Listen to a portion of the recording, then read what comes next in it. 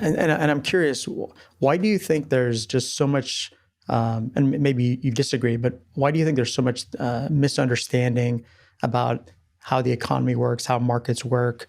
We're in a world where information is readily available. There's probably too much information. There's probably a lot of noise. Why do you think we're in a place where, the average investor doesn't have a good grasp of these concepts? If financial Twitter is any indication, there's certainly plenty of noise out there. So much noise. Very valuable to you get a lot out of it, but there's a lot of noise. You have to filter through things. I think at its core, I think there's a real education gap that exists in understanding economics, and also I think there's a huge education gap in personal finance. Like as an example, like we're teaching young kids about farm animals instead of how they should invest their paycheck. Like that is like and 100% of people will have to figure out how to manage their paycheck, and 1% of the employment in the U.S. is in the farming industry, and so like that is a fundamental gap that exists in our educational system. And so I think the macroeconomy is hard. To be clear, lots of things are hard. Writing a good essay is hard.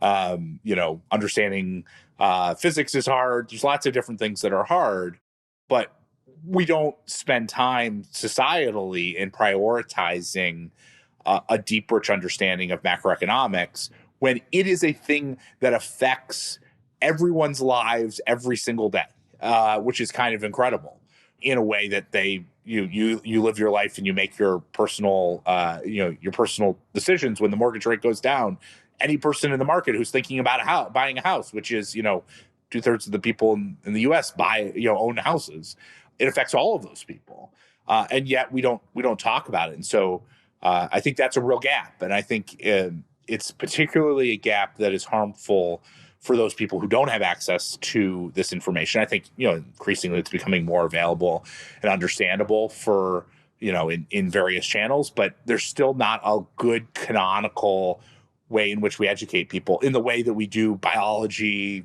chemistry, physics, math. It doesn't make sense. Yeah, I mean that's one of the reasons I'm doing this podcast is when I look at the other information out there, I feel like there's just a lot of misinformation. It's almost like you would have been better off not hearing that because it could lead you down the wrong path. And I'm just trying to share some insights that hopefully are helpful to investors. Yeah, it's just such a fascinating field. If you think about, the average person, they have to work really hard to earn money. And then they take that money and they put it in some investment, to save for retirement or, down the road. And all that hard work could be wasted on investing inefficiently, which when I look at kind of the average person, their portfolio is really out of balance. It's basically, one bet, and it's just it's kind of overly risky, and it doesn't have to be that way. I totally agree, and it's how you allocate your savings, and then also all the different steps, all the ways in which you can allocate savings, like all the planning aspects, which are so critical. I mean, so critical to getting the best outcome that you can, and a place where if you ask the average person on the street, like, what do you do? What's the most efficient way to save your money?